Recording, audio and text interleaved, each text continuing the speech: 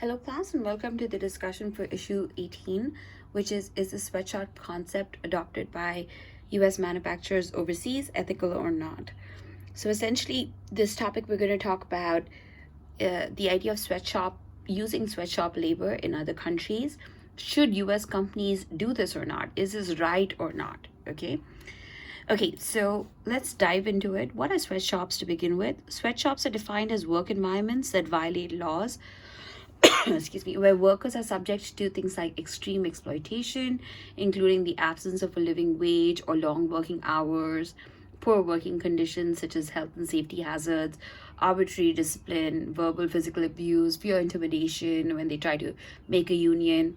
So basically, it's wherever workers' rights are being thwarted, they're being forced to work in subpar conditions, and there's exploitation that's happening, and they don't really have a good living wage or long working hours. That's kind of what we define as sweatshops. One of the important things to note, though, is often in the US, when we think of sweatshops, we think of sweatshops with regards to if this was in the US, it would be considered a sweatshop. So, for example, as compared to how much somebody makes in the US, they are getting paid a pittance in another country, then we would say, hey, that's sweatshop labor conditions. And that's not necessarily correct, but that's how a lot of Americans think of it. Americans also tend to think of sweatshop labor conditions as if the factory or the place they're working is not well ventilated, not doesn't have, it's not it's unsafe, hazardous working conditions, because in the US we have extremely high measures and laws for OSHA, which is Occupational Safety and Hazard Act. So every company has to make sure that their premises are extremely safe to work in the US. This might not be the case in other countries. So often when Americans look at factory conditions in another country, to them that feels like sweatshops, okay? How did sweatshops come into being? Existence of sweatshops happened because of growth in contracting out of production by companies, in industrialized companies to suppliers in developing countries. This is a fancy way of saying in developed countries like the US, Europe, etc., they need goods and they need that to be produced at a very, very cheap rate so that people can have a lot of disposable income even after they buy all the goods and services they need, right? In order to produce it at that cheap rate, now if they manufactured it in their own country, it would not be that cheap because of labor laws, because of how minimum wage, cost of living, etc., would drive the price of that product up. And because of that, developed countries contract out the manufacturing of products to developing countries where the labor is very cheap and the labor laws are not as strict, and so companies can get away with actually spending very little money to manufacture the product. Okay, so that's why sweatshops got created. Is developed countries need these products created at a cheap rate, and they go to a developing country and they set up a very a cheap operation to make these products happen. Essentially, this is an example of globalization of production, and that means that we don't all make something in one country. It's we make something where it makes sense to make it. So, for example, if China or Bangladesh is really good at manufacturing, Bangladesh in particular, in India is very good at manufacturing apparel or textiles, and a lot of clothes will get made over there. China is very good at manufacturing electronic goods, so a lot of electronic goods will get made over there. So globalization of production has led to an emerging of an international division of labor, especially in footwear and apparel. And essentially that means that we do the thing where it makes the most sense to do it. So if it's cheapest there, the raw material for that product is most likely available in that country, we tend to manufacture it across the globe in different countries. Okay. Specifically with regards to footwear, companies like Nike and Reebok concentrate on product design and marketing in their parent company, which is the US. But everything else outside of that, outside of their core competency, they actually rely on a network of contractors in Indonesia, China, Central America, and other countries like that to actually buy those, to build the shoes, or to actually sew their apparel that they're trying to sell. Okay, so when did the debate for sweatshops on and whether American companies should be using sweatshops or not, when did this debate actually begun? It began in 1996.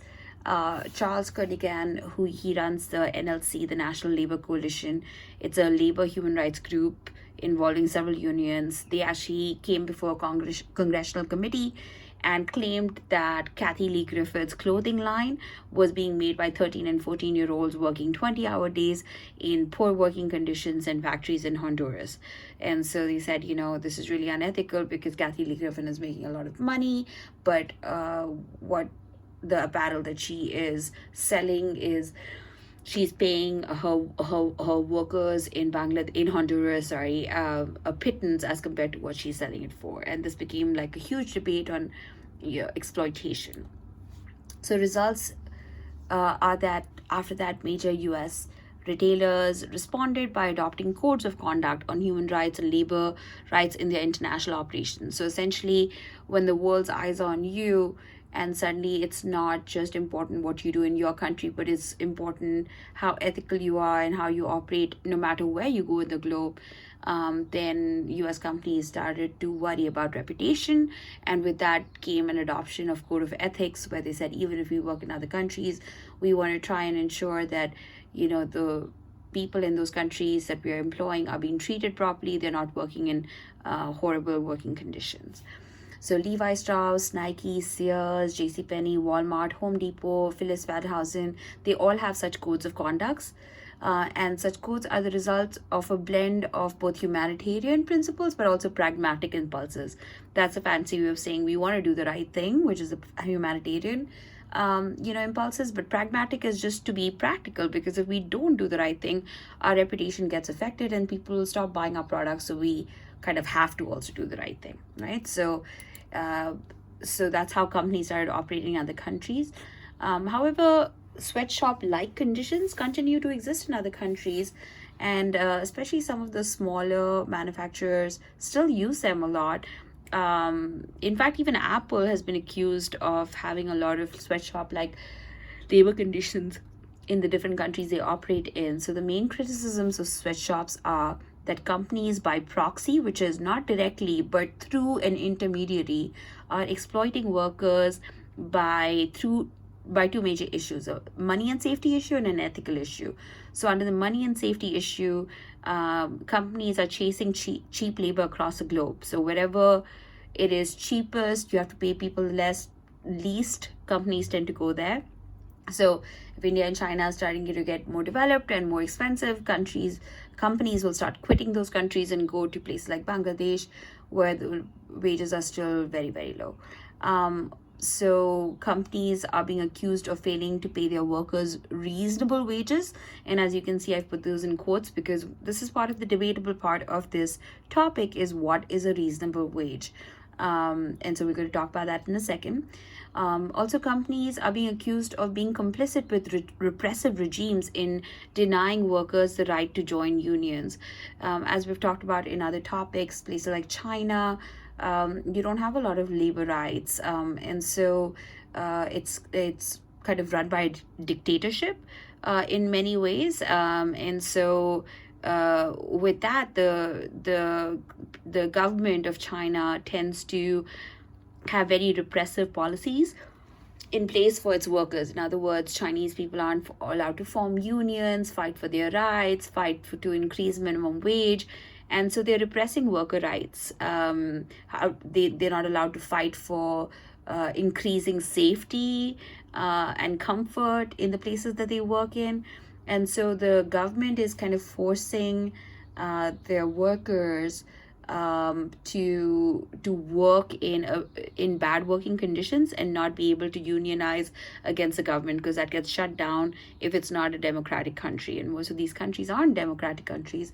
And so they have repressive regimes that thwart, which means suppress, worker rights. And if workers aren't able to unionize and have any rights, they can never really argue for increased wage, better living conditions, etc. And so when a US company chooses to go to that country and work with the government of that country, the US company is then joining forces with, or being complicit with, these repressive regimes in other countries. Okay, and then US companies also being accused of failing to enforce minimum labor standards in the workplace. And also there are ethical issues around using child labor in the US. We would consider anybody under the age of 18 child, but then for certain jobs, people up to the age of 16 can work.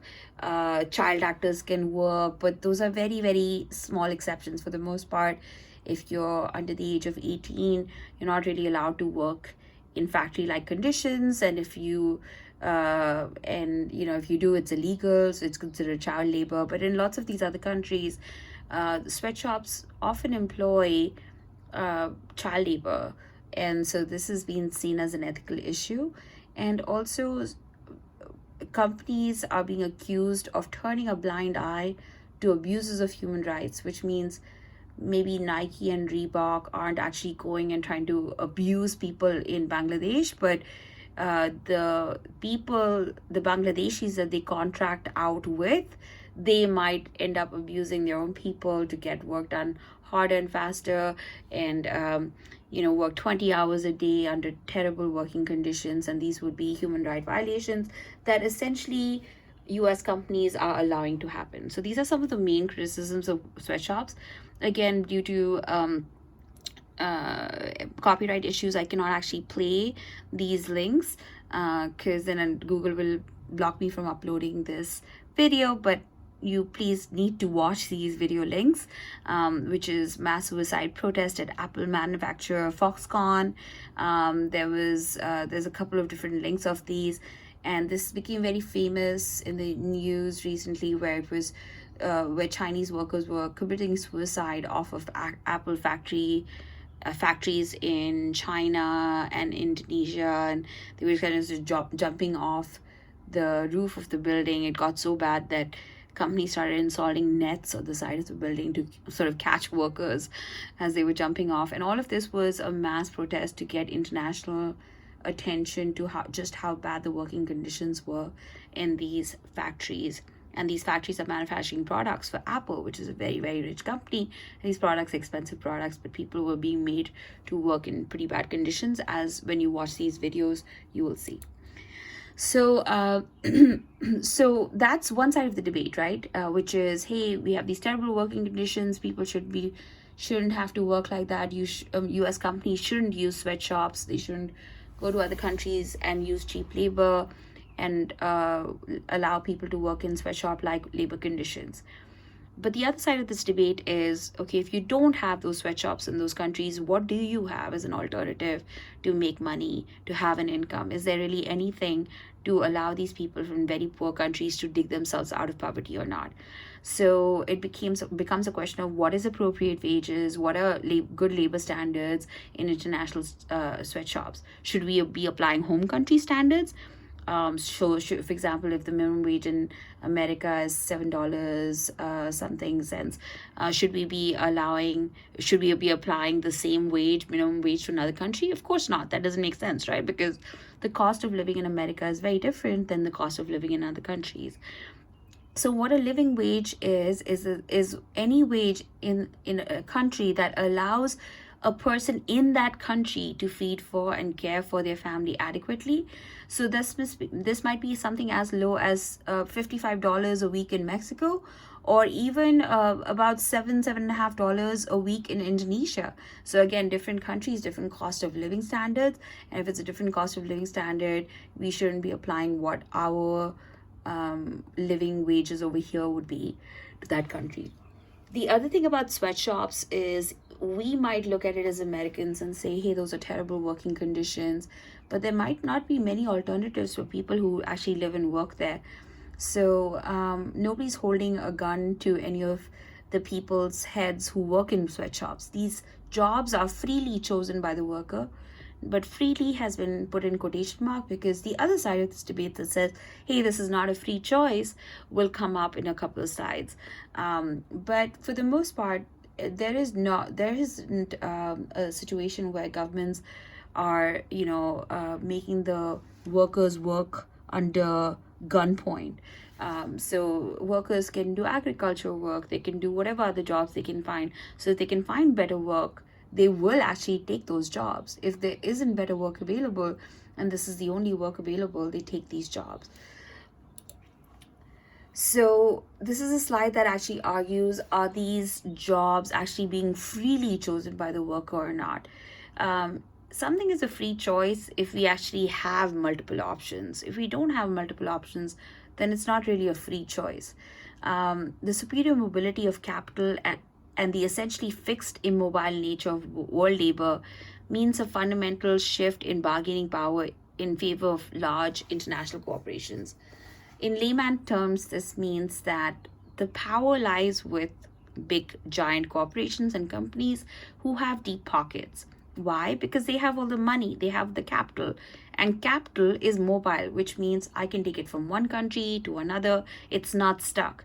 Yes, I might invest in one country and set up a factory, but I can just as easily close down that factory, sell those resources, and move my money to another country. However, what is not that easy to do is take a whole labor population from one country and move it to another country. So for example, if we have a whole bunch of people in India or China, we want to employ a cheap labor, we can't take all of that labor and bring them to America, right? So, or that labor, if they're trying to look for jobs, it's not that easy for them to just leave their country and everything they know and go to another country where the jobs are. So labor tends to be fixed and immobile tends to be, but capital is mobile. So I can take my money anywhere as a corporation, but the people that I had employed in one country, they cannot just follow me to another country if I decide to move my capital or move my money to that country, right? And because this is a dynamic, which is labor is fixed, but capital is mobile, this means that companies can shift production easily from one location to another, and therefore all the power lies with these companies. And because the power lies with these companies, governments try to attract and retain companies that have deep pockets in their country, and they do so by trying to incentivize them, saying, hey, we're going to make sure that the people, that you don't have to pay our people too much. We're going to keep the minimum wage very, very low. And so governments in different countries, in developing countries, can sometimes get into a bidding war with each other where they lower their labor rates more and more and more just to attract international investment and international companies. And then they suppress that the people in that country to not be able to unionize and fight for a higher working rate because they are afraid that if the minimum wage increases, then the companies will take their money, pack their bags and baggage, and leave the country. And so governments basically try to help the country, but they do so by exploiting their workers in many ways.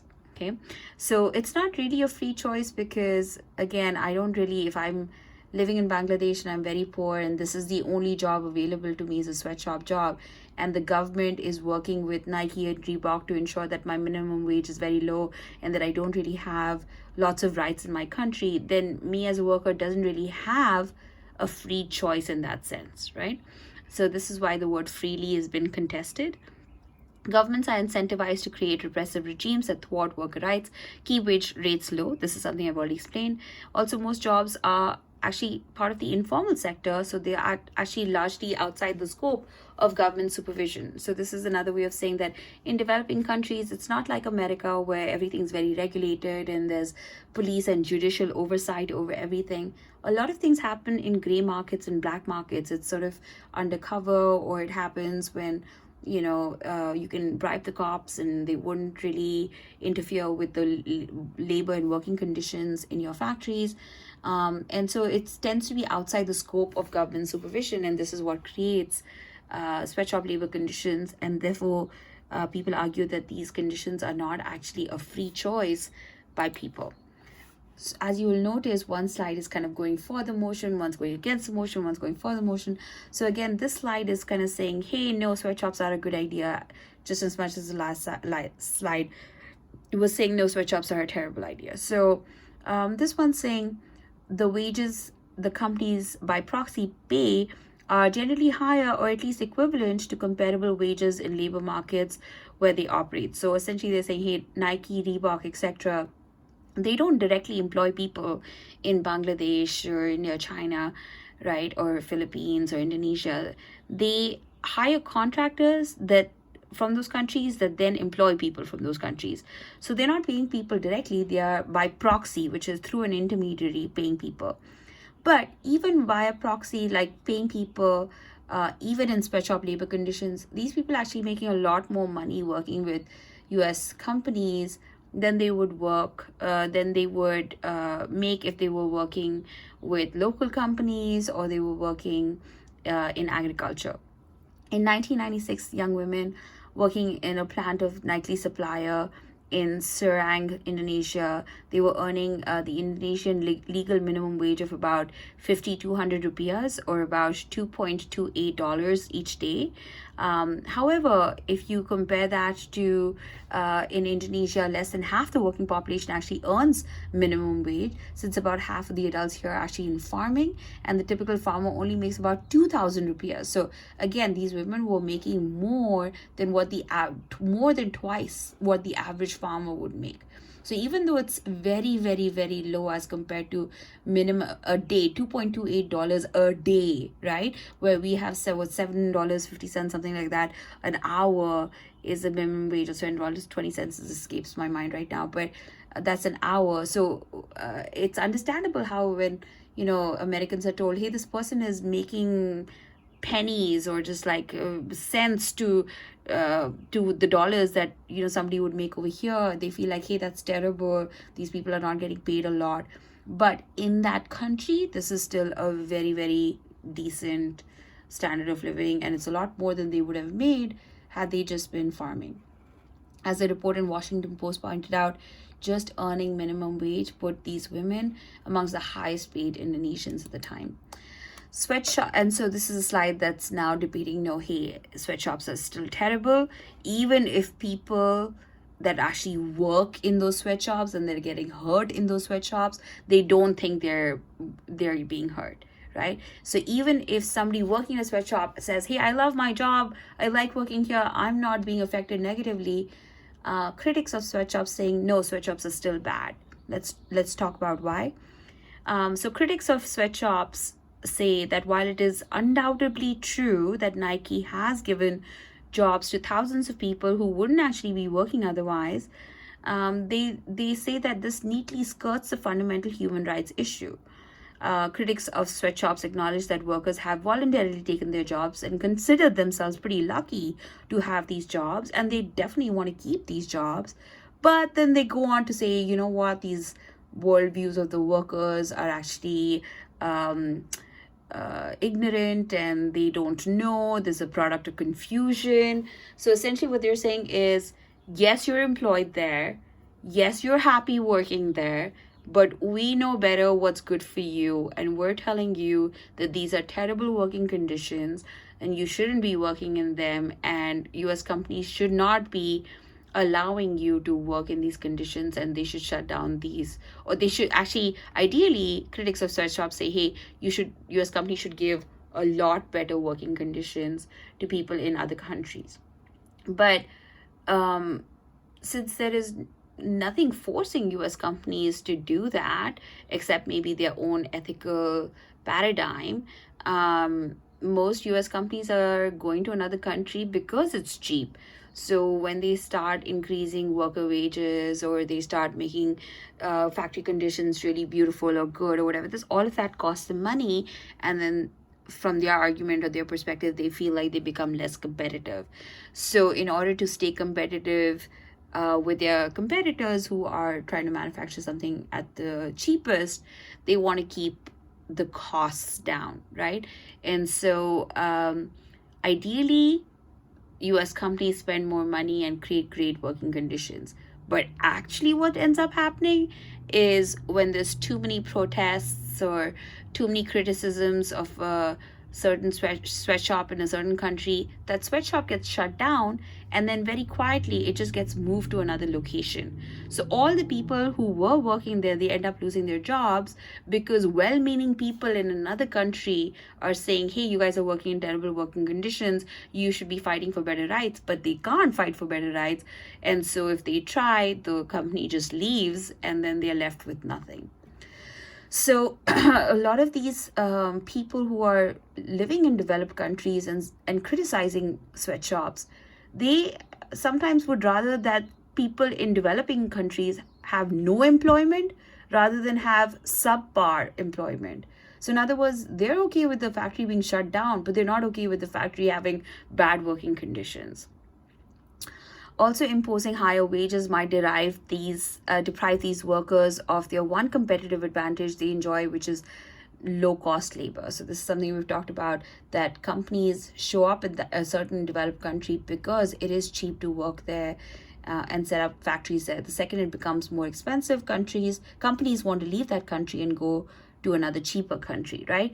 And so when sweatshop activists or anti-sweatshop activists in America or Europe are shutting down factories in sweatshop condition factories in Bangladesh or China, they are not considering that the people there don't really have an alternative of finding better jobs, that this is the only job that they're taking away from them. And so these people, even though they're well-meaning, they end up creating no employment rather than subpar employment.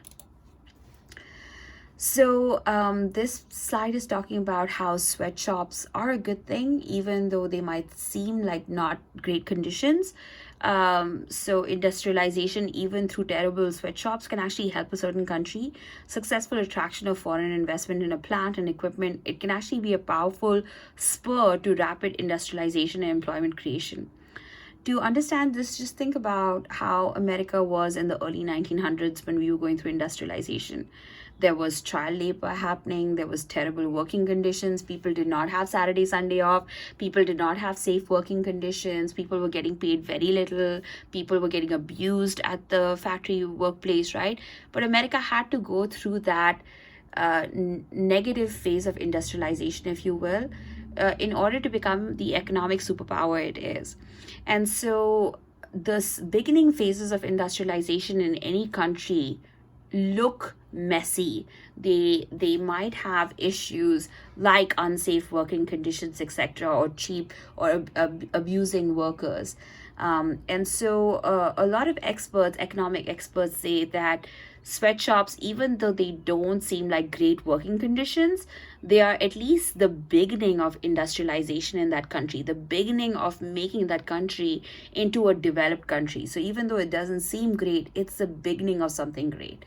At low levels of industrialization, foreign direct investment, which is FDI, in garments and shoes and some type of consumer electronics can actually be very useful for creating employment and opening the economy to international markets. So in a place like Bangladesh that just had floods and famine, and people just dependent on agriculture to live and to feed themselves, suddenly if an apparel a manufacturing firm comes in, or even just a consumer electronic firm comes in, they have jobs, they learn skills, they are making more money than they would with agriculture. So even though it's not great working conditions, it's the beginning of industrialization, and it's really key to developing that country overall. There might be some entrepreneurial skills created in simple activities like garments, as has happened in Bangladesh. Essentially, what this means is maybe certain people in Bangladesh started by working with Nike or other apparel manufacturing firms where they were, stitching clothes or, sewing shoes or whatever. And because they worked in those factories, they learned the skill of how to sew clothes or sew shoes. And this is an entrepreneurial skill that they can then start their own business with. And this is what ended up happening in a lot of these countries. China started with having very poor people that worked in manufacturing, but the more they learned, the more they set up their own factories. And it over a 20-year period, China went from being one of the poorest nations in the world to being one of the richest. And so entrepreneurial skills learned in factories can actually be key to developing these countries. In some cases, like Malaysia, foreign investors may actually strike deeper roots and invest in more capital-intensive technologies, such as technologies as wages rise. And so what this means is maybe an American company goes to a developing nation. 30 years ago, Malaysia would be considered a very, underdeveloped nation. And at the time, maybe it went there just to manufacture some shoes or clothes, something very simple. But the richer that country became over time, the more industrialized, the more developed, because U.S. companies had been working with the government in Malaysia, with the people, they liked the culture, they had formed deep roots over there. They became more and more comfortable, not just moving apparel and simple factories over there, but started increasing the technical difficulty and wages of the jobs that move there. So essentially, you can start off by setting up garment factories, but then you move on to setting up call centers, and from that you can move on to setting up back-end coding for software and creating software in other countries. From that you can go up the food chain in so many ways in the corporate world. And essentially that's what this is saying. So even though sweatshops seem terrible, they are the beginning to creating a relationship that might attract more and more foreign direct investment and help that country rapidly develop. And for those of us who think that people in developing nations should stay in their country and figure it out, they shouldn't move illegally or try to seek refuge in developed nations like America or places in Europe and stuff.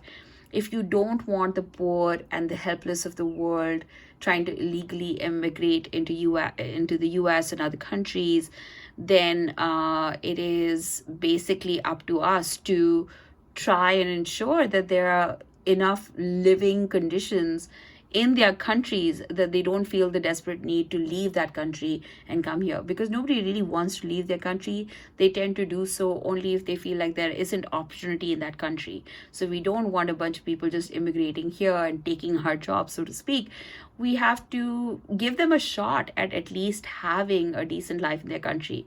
All right, and that can happen by not criticizing companies when they set up any kind of foreign direct investment in a developing nation, even if it comes in the form of sweatshops.